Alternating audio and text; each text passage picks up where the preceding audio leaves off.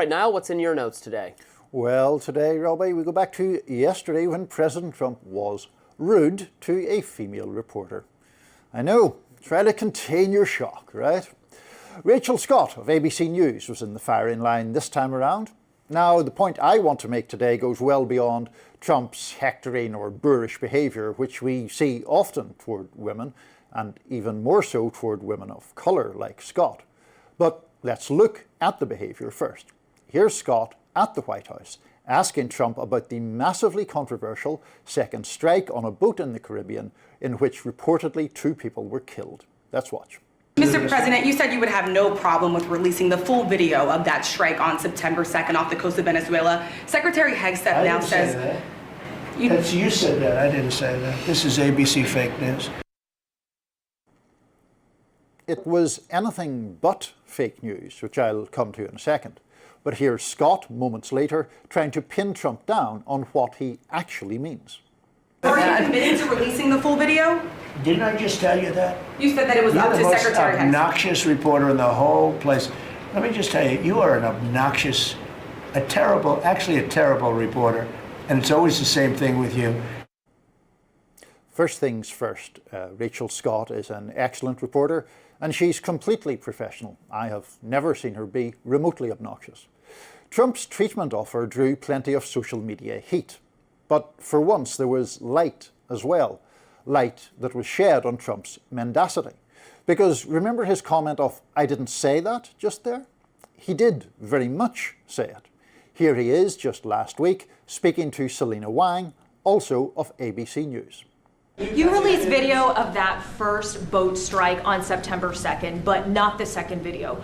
Will you release video of that strike so that the American people can see for themselves what happened? I don't know what they have, but whatever they have, we'd certainly release, no problem. Apparently, it is a problem. See, it's easy to get caught up in Trump's theatrical rudeness, but it's also important to keep an eye on when and why he behaves that way. Rachel Scott was asking if the President of the United States would keep his word on transparency over a matter of real importance. And the answer seems to be no. We see this pattern again and again. It's not just that Trump indulges in the kind of petty bullying that would get a middle manager in an office park fired.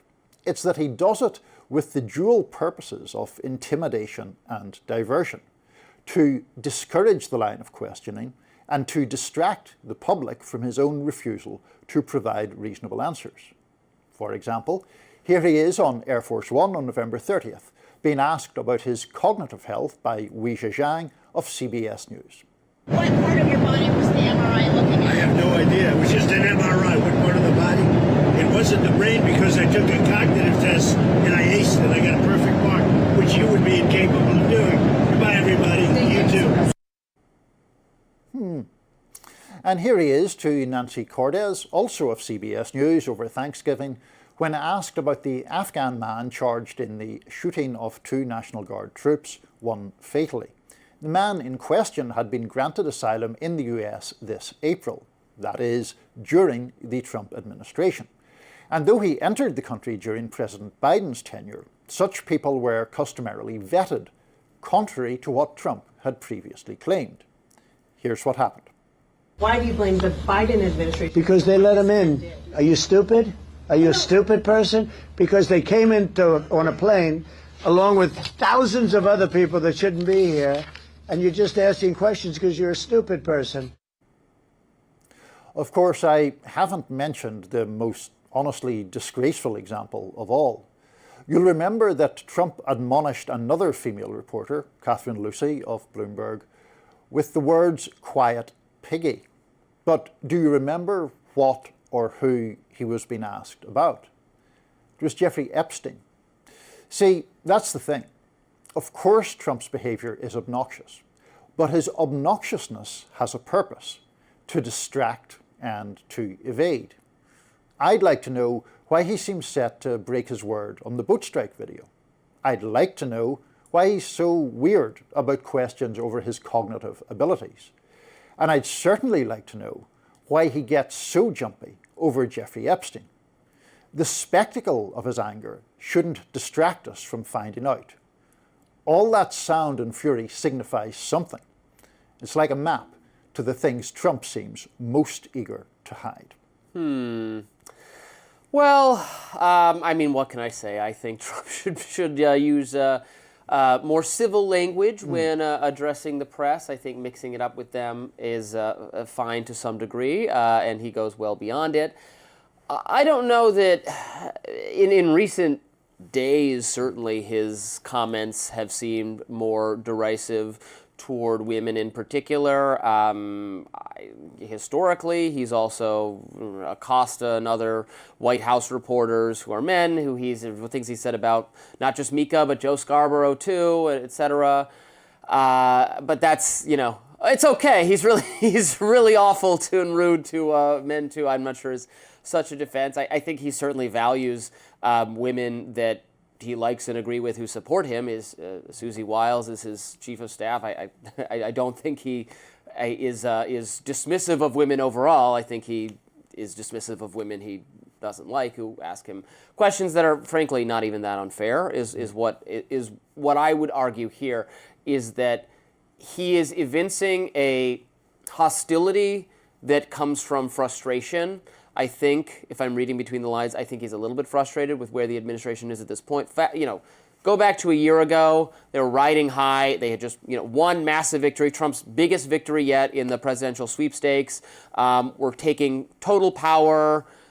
Democrats totally defeated, left scattered, no meaningful opposition, media broken, win, and the approval ratings are not there right now because I would argue they messed up the economy, doing exactly the kind of policies that everyone warned would mess up the economy, and so the approval ratings are down, and he is now lashing out at media for asking him basically reasonable questions about, well, you said this. Will you do this? What about this? That he should be perfectly capable of answering. And I think it's not strategically sound. See, I agree that he is frustrated. I think that's certainly true. Every president, as you well know, gets frustrated about media coverage and complains about it. We saw Obama frustrated. Yeah, we did not see Obama behave in any of these kinds of ways. On the point about women and Trump's treatment of Bush women... was always remarkably unfrustrated with the media, actually. He's just kind of casual kind of guy. But on the point about women, it is true that Trump has a long record of insulting everybody. Sometimes I think because Trump is so outlandish, it is more difficult to measure how his behaviour changes. I do think it has become worse very recently with women, where he seems to attack them more vociferously. And part of the frustration that you mentioned seems, to my mind, from his general demeanour, to be an idea that women are somehow disrespecting him by asking him completely legitimate questions, as we saw in all those clips that we just played. There was also another one recently, I can't remember who he accused of insubordination, but if I recall correctly, that was also a female journalist asking a legit question. So I just don't think that treatment is remotely defensible or acceptable. Like I said in the actual notes, it would get people in normal jobs fired. I don't see why it should be acceptable. Well, maybe in the woke era, Niall, we're past that. Get people fired even in the non-woke era. I don't think that's purely wokeness at all, So. All right. Well, we'll hand Donald Trump a bar of soap and hope he washes his mouth out. We will. A new face has joined the race for Senate in Texas, and it's one you might recognize. The latest from Jasmine Crockett next. Stay with us.